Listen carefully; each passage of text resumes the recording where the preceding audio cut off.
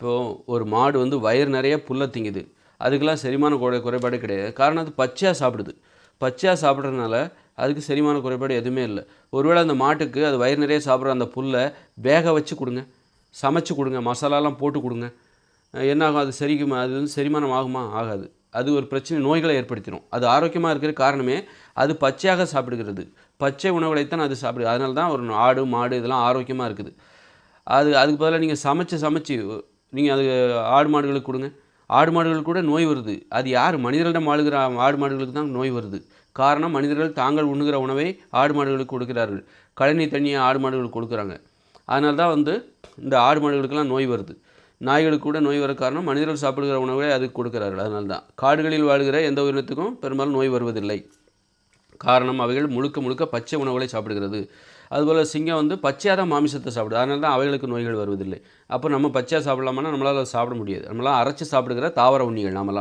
தாவர உண்ணிகள் உணவை அரைத்து தான் விழுங்குமே தவிர மாமிச உண்ணிகள் உணவை கடித்து விழுங்கும். பச்சையாக கடித்து விழுங்க தான் செய்ய தவிர உணவை அரைக்காது. அப்படி இருக்கும்போது சிங்கம் புலிகளுக்கு மாமிசத்தை டெய்லி சமைச்சு போடுறீங்க, லெக் பீஸு சிக்கன் அப்படின்னு சமைச்சு கொடுத்தா அந்த சிங்கம் அதை சாப்பிடலாம். ஆனால் அந்த சிங்கத்துக்கு பக்க விளைவுகள் வருமா வராதா? செரிமான குறைபாடு வருமா வராதா? நோய்கள் வருமா வராதா? கண்டிப்பாக நோய்கள் வரும், செரிமான குறைபாடு வரும். அது சோம்பேறித்தனம் கூட அதுக்கு வரும். சமைச்சு கொடுத்தாக்கா அது கண்டிப்பாக அதோட வாழ்க்கை முறையில், அதோடைய குணங்களில், அதோடைய திறன்களில் கண்டிப்பாக குறைபாடுகள் ஏற்படும். ஆரோக்கியத்தில் குறைபாடு கண்டிப்பாக ஏற்படும். அப்போ நம்முடைய மனிதர்களுடைய நோய்களுக்கு என்ன காரணம்? பெரும்பாலும் சமைச்சு சாப்பிட்றது. இது வந்து நோய்களுக்கு காரணம். பச்சையாக சாப்பிடுகிற வழக்கம் குறைந்து விட்டது. சமைப்பது எளிதாக மாறும்பொழுது, கடந்த காலத்தில் கூட 40-50 வருஷத்துக்கு முன்னாடி சமைப்பதெல்லாம் ரொம்ப கஷ்டம். அதனால் சாயந்தரம் மட்டும் தான் சமைப்பாங்க. சாயந்தரம் சமைச்ச உணவை தான் மறுநாள் காலையில் பயன்படுத்துவாங்க. சமைப்பது அவ்வளோ கஷ்டம். மசாலா அரைக்கிறது கஷ்டம், சோறு பொங்குறது கஷ்டம், குழம்பு வைக்கிறது கஷ்டம். அதனால் ஒரு வேளை மட்டுமே அது கஷ்டமாக இருக்கிறனால ஒரு வேளை. இன்றைக்கி ஈஸியாகி போனதுனால நம்ம இன்றைக்கி 3 வேளையும் சமைச்சிக்கிட்டு இருக்கோம்.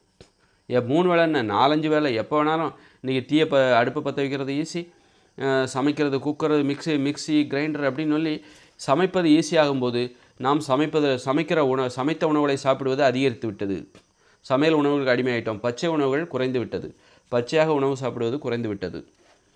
அதனால் வந்து இதுதான். சரி, அடுத்த வீடியோ.